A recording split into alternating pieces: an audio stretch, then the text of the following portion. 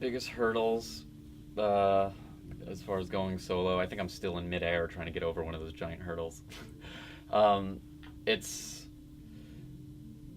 you spend years kind of a band is a business. It's depressing to get that way, but you brand a name, and that name is known, and um, whether it may be over artistically or musically, it's still people know that name, and it's kind of like starting over, starting a new business by going solo. So on that, but I knew that would be the case, But that's the toughest thing is kind of starting from scratch again. There are hardcore honorary title fans who stick with me, but in many different ways, it's like starting over. Um, and I guess with going solo with the new record, I wanted to be able to group my music with more kind of mature audiences or more mature music, and I think as because of there's like a stigma a little bit with my old band's name and a lot of the bands I was associated with. So I'm trying to branch out and grow up in a sense. So that's one hurdle. I expected to go a separate way, but of course I appreciate all the fans that stick with me, and I want them to, most definitely. I would never not want, there's no, I'm not going to discriminate. No, you can't like me. I'll take anybody I can get. I'm like desperate over here. No, I'm not desperate. I'm doing well.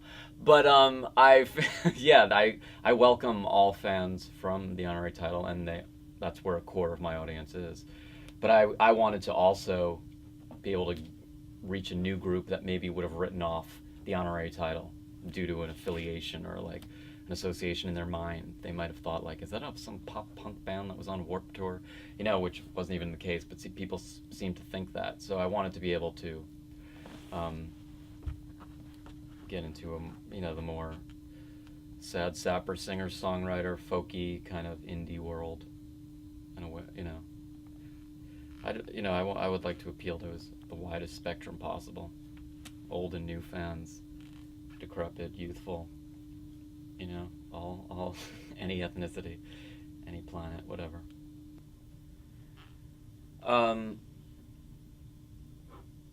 Yeah, for the most part, everything was written. That's just typically the way I write anyway. It's like when a group of songs are written, they kind of all go together. So those group of songs definitely were all intended to be on whatever the next recording I was going to be doing was. But honestly, I didn't even know at first that it was going to be. I wanted to be Jarrod Gorbel, but I was told by the higher powers that be that it should be the honorary title. And halfway through the process, when I got a little more confident, that's when I was like, this isn't going to be an honorary title record.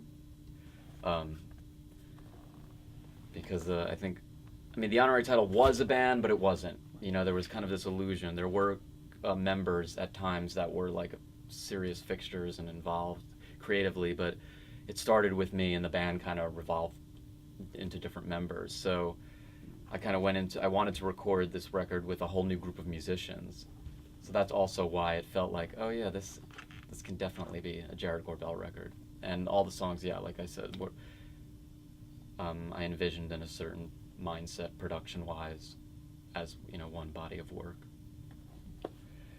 I'm not like ruling anything out, because the honorary title was exactly something that happened pretty naturally, and that's why I thought what I thought was so cool about it. The initial band, every member that came along, it just slowly became this band. I'm not going to deny something like that, but I'm definitely at this point in my life a little more finicky and picky, and this isn't my like first time around, so I'm not going to just take anybody. I've definitely paired myself with musicians who, personality-wise, did not get along with well. So that's the ideal part about making a record with like anybody you want, and just you can love them musically, and that's it. You don't have to love them as a person. So, and that's like what goes into, to be a actual band, you gotta really be able to connect on all levels. But initially I just go in with, I want to collect all different kinds of musicians, and just for the recording and the touring thing, may or may not match, may or may not have some of the same people involved. I had never met him. He was friends with some of my friends, which is how I got to meet him.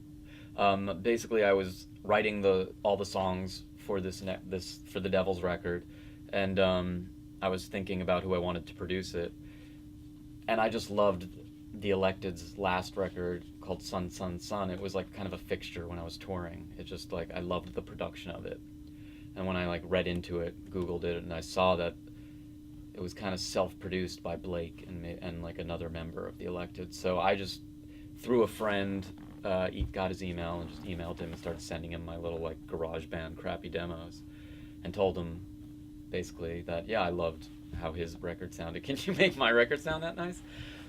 And he was, he really loved my songs, and we just kind of went back and forth. I kept sending him stuff, and then he agreed to do it. He's not like a full-time producer. He's more of like of a musician writer himself, but he produces a little. But yeah, so then just kept sending him demos, and then I just flew out to Los Angeles and kind of stayed with him for like a month and recorded mostly in his house. And he put the band together. He was in Rilo Kiley, and he got Jason Bozell, who played drums in Rilo Kiley as well, to play drums, and a bunch of people from that whole Saddle Creek kind of world, which of course that's stuff that really inspired me. So that was just like icing on the cake. I got Blake, and then I got all his awesome friends who were great musicians. So it seemed like a cool combination.